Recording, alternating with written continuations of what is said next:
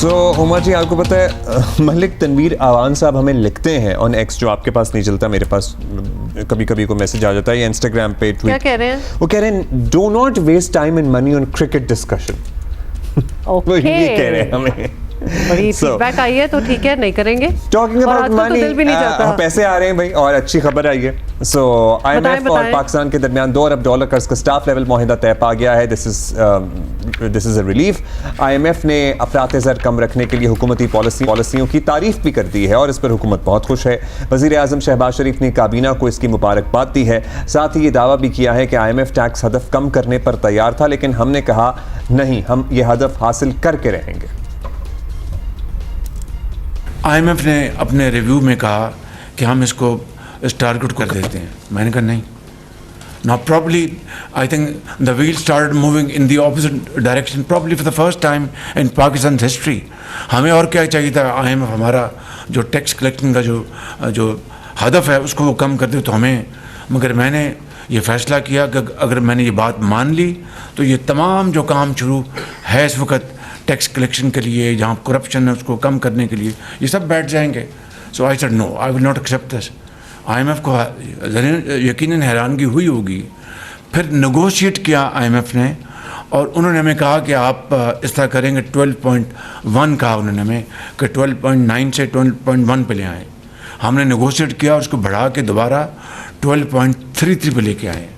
तो ये किसकी कामयाबी है? आपकी, इस कौम की, कि IMF जैसा इदारा हैरान परेशान हुआ कि I mean is it happening in Pakistan और समवेयर एल्स।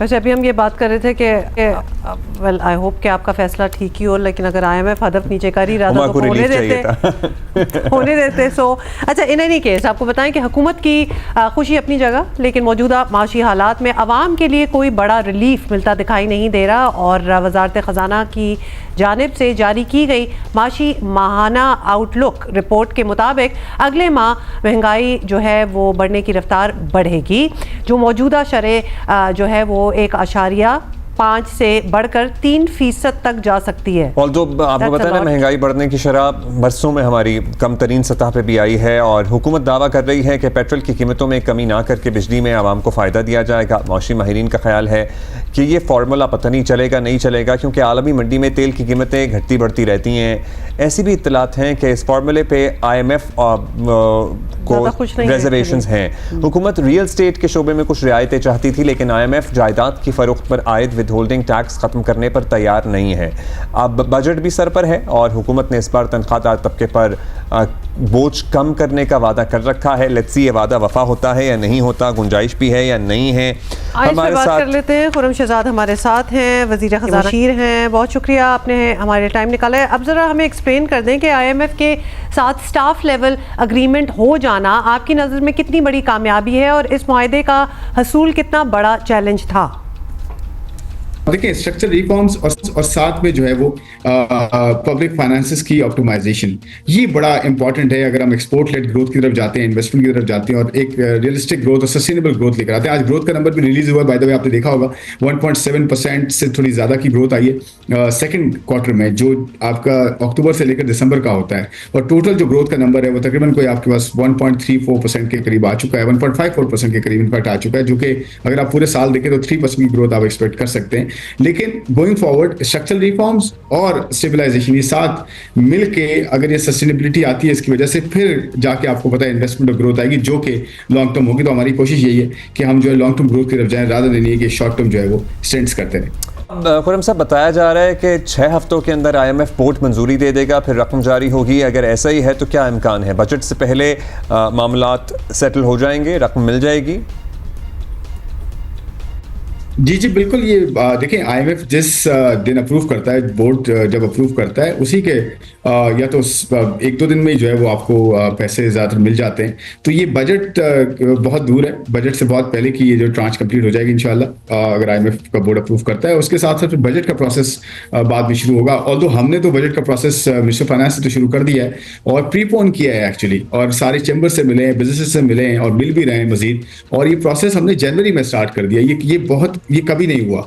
बहुत सारी चीज़ें ऐसी हुई हैं जो पहले नहीं हुई हैं, वो हमने शुरू की हैं, और इंशाल्लाह आप देखेंगे कि बजट का प्रोसेस इंटरनली बहुत जल्दी जो है वो कंप्लीट हो जाएगा, और फिर ऑफ कोर्स IMF के साथ डिस्कशंस होगी और एक अपने टाइम पे बजट जो है प्रेजेंट होगा।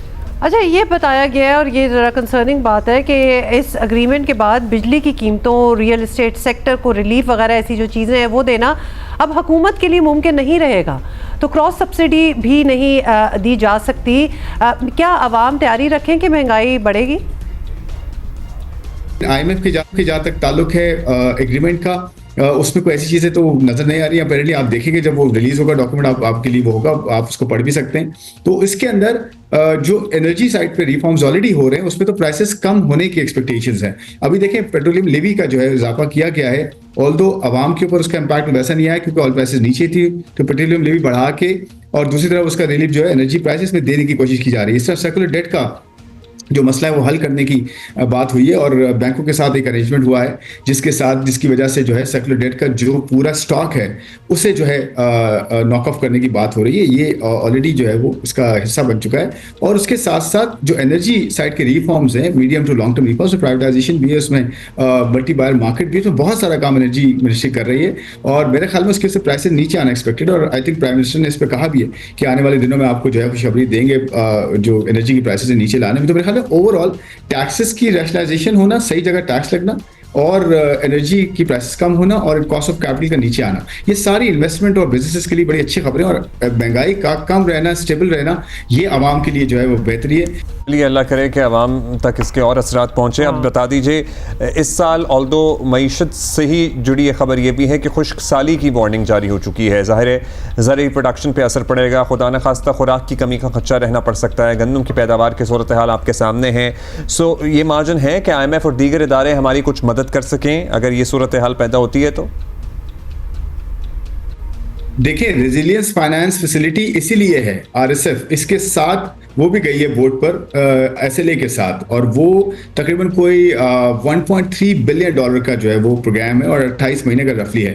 तो देखिए ये इसका हिस्सा है। आपने बिल्कुल सही सवाल किया, और ये बड़ा इंपॉर्टेंट है। क्लाइमेट, पाकिस्तान जो है क्लाइमेट हिट कंट्री है। सबसे दो बड़े एग्जिस्टेंशियल प्रॉब्लम्स है पाकिस्तान की, एक पॉपुलेशन ग्रोथ है जिसके साथ और बहुत सारे इशूज जुड़ते हैं, हेल्थ, एजुकेशन है, और बहुत सारे इशूज हैं, और दूसरा क्लाइमेट का है। और क्लाइमेट फाइनेंस पे जो है मिनिस्ट्री ऑफ फाइनेंस है, सारी मिनिस्ट्रीज ने मिलकर जो रेलिवेंट जिनकी मिनिस्ट्री, सब पूरे गवर्नमेंट ने जो है वो इस पे अप्रोच किया था IMF को 1 साल पहले, और अब जाके वो अप्रूव हुई। बहुत अच्छी डेवलपमेंट है, बड़ी डेवलपमेंट है, और इसके साथ इसके पैसे भी रिलीज होंगे साथ साथ, ताकि हम क्लाइमेट में जो अच्छे प्रोजेक्ट्स हैं जो कि क्लाइमेट के जो क्लाइमेटी है पूरी, वो कम कर सकते हैं।